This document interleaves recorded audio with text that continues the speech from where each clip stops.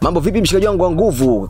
Kama da, I hope you good. Mimi leo nipo kwa ajili ya kukupa orodha ya nchi 10 duniani ambazo zinamiliki viwanja vingi vya ndege, yani international airports nyingi kweli katika nchi zao. Sasa sababu kubwa ya kumiliki viwanja vingi vya ndege inaonekana kuwa duniani kwa sasa uchumi unaendeshwa na sekta ya utalii, na nchi ambazo zimenufaika sana ni kama vile Ufaransa, Mexico na Uturuki. Nchi hizi zimekuwa zikiongoza kwa kupokea watalii wengi wa kimataifa, nikimaanisha wageni kila mwaka kupitia sekta ya anga, na kadri usafiri wa anga unavyoongezeka, basi mataifa mengi yanazidi kujiwekeza zaidi katika teknolojia, usalama na uendelevu ili kuboresha shughuli za viwanja vya ndege. So ifuatayo ni orodha ya hizo nchi ambazo zinamiliki viwanja vingi vya ndege. Nchi ambayo inashika nafasi ya 10 ni Indonesia, ambayo inamiliki viwanja vya ndege 29 vya kimataifa, yani international airports. Huku miongoni mwa viwanja hivyo ni kiwanja cha Soekarno Hatta International Airport ambacho kipo katika mji wa Jakarta. Nchi ambayo inashika nafasi ya 9 ni Brazil, ambayo yeye anamiliki viwanja vya kimataifa vya ndege 32, na moja hapo ya kiwanja chake cha kimataifa kinafahamika kama Guarulhos ambacho kipo katika mji wa Sao Paulo. Nafasi ya 8 inashikwa na Argentina, ambaye yeye anamiliki international airports, yani viwanja vya ndege vya kimataifa 33, na moja ya kiwanja chake cha kimataifa kinafahamika kama Ministro Pisdarin International Airport, ama unaweza kusema Ezeiza, kilichopo mji wa Buenos Aires. Huku nafasi ya 7 ikishikwa na India, ambaye ana viwanja vya kimataifa vya ndege 34, huku moja ya kiwanja cha kimataifa kikifahamika kama Indira Gandhi International Airport ama DEL, kilichopo katika mji wa New Delhi. Na nafasi ya 6 inashikwa na France, ambaye ana viwanja 34 vya kimataifa vya ndege, huku moja ya kiwanja chake kikitambulika kama Charles de Gaulle Airport, kilichopo katika jiji la Paris. Nafasi ya 5 ikishikwa na Turkey ama Turkey, ikiwa na viwanja 37 vya ndege vya kimataifa, na moja ya kiwanja chake kinatambulika kama Istanbul Airport ama IST,